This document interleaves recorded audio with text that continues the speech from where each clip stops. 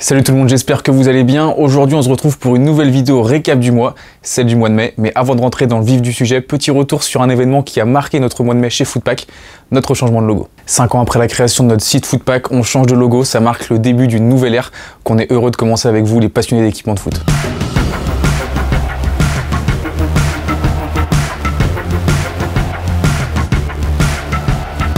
Sans plus attendre, on commence comme d'habitude avec les sorties chaussures du mois de mai et 2 Adidas Predator en édition limitée. La première, c'est la Adidas Predator Tokyo réalisée en collaboration avec un artiste, Ruben Dangor. Une paire colorée recouverte d'un graphique qui montre des mains recréant des signes d'unité comme des cœurs ou bien des poignées de main. Ce qu'ont voulu faire la marque et l'artiste, c'est créer une paire qui célèbre l'unité dans la diversité et la splendeur du football. Par contre, désolé pour ceux qui souhaitaient se la procurer, elle n'était disponible qu'au Japon. La deuxième paire est arrivée dans un emballage très particulier en forme d'œuf de dragon, d'où son nom, la Adidas Predator Dragon. Au-delà de son design bien spécifique, ce qu'il faut retenir que c'est une paire en cuir, à l'inverse de la Predator classique qui elle est en Primeknit. Ce cuir est recouvert d'un motif écaille, là encore c'est pas du hasard, ça rend directement hommage aux premières Predator au milieu des années 90 qui étaient en cuir et qui avaient un revêtement en écaille. Petit bémol encore une fois pour ceux qui souhaitaient se procurer cette paire, il se trouve que c'est la chaussure de foot la plus chère de l'histoire, disponible au prix de 400 €. Personnellement, je passe mon tour.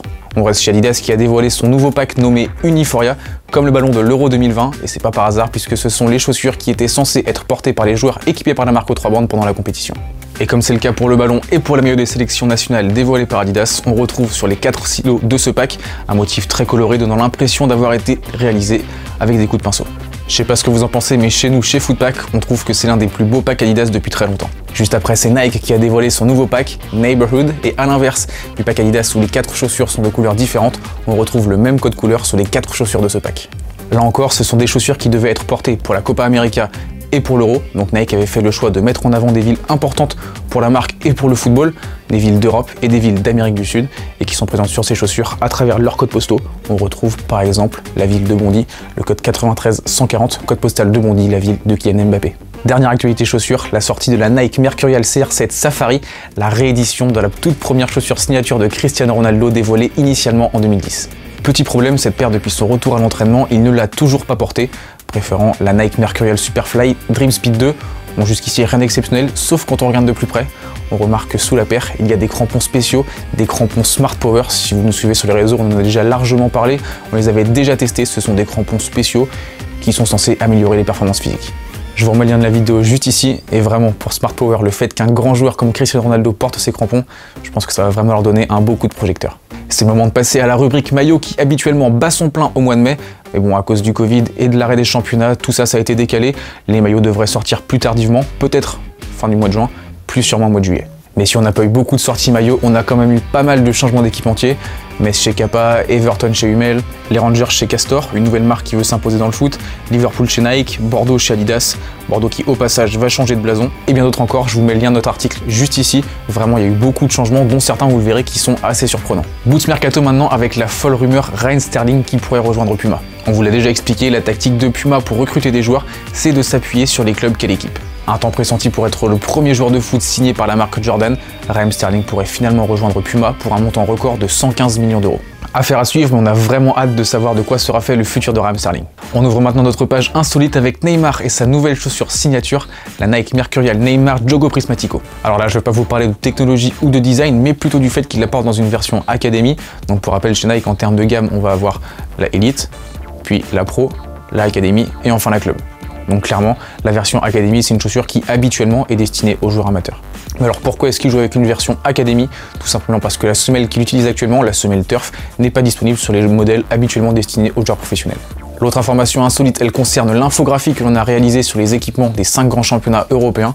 Et donc sur les 2520 joueurs analysés, seuls 44 ne portent pas de chaussures Nike, Adidas ou Puma. 44 joueurs que se partagent 9 équipementiers différents. Parmi ces joueurs, vous en connaissez forcément quelques-uns.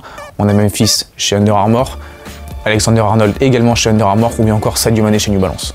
Je vous remets le lien de notre article juste ici, vous retrouverez un détail complet sur ces 44 joueurs.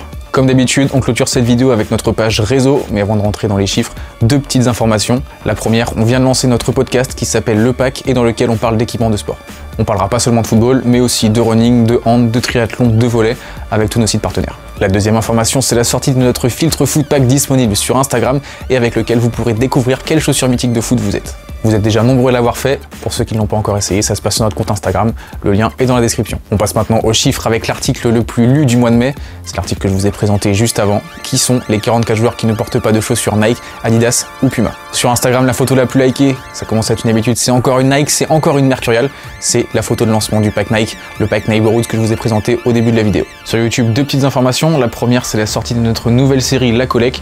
Donc comme son nom l'indique, on part à la rencontre de collectionneurs d'équipements pour parler avec eux de leur collection. Et pour ce qui est de la vidéo la plus vue de ce mois de mai, c'était la vidéo top 10 des chaussures que portent les joueurs professionnels. Donc encore une vidéo tirée de notre infographie pour ceux qui ne l'ont pas vue. Je vous remets le lien juste ici, vous pourrez encore aller la voir. Et enfin, on termine avec la chaussure du mois. Donc le mois de mai a vraiment été exceptionnel. Tous les joueurs se retournaient sur les terrains et on a vraiment pu voir de très belles paires. De nombreux joueurs ont joué avec des modèles vintage. Et le grand gagnant, c'est Mesut Özil avec une paire réédition de la Adidas Predator Accelerator Electricity de 1999. Voilà, c'est tout pour ce mois de mai. Pour ceux qui ne l'ont pas encore fait, allez écouter le podcast, allez essayer notre filtre sur Instagram. En attendant, on arrive déjà à la fin de cette vidéo. J'espère que celle-ci vous a plu. Comme d'habitude, n'hésitez pas à réagir dans les commentaires, mettre un petit pouce bleu, vous abonner si ce n'est pas déjà fait. Et on se retrouve très bientôt pour de nouvelles vidéos. Salut!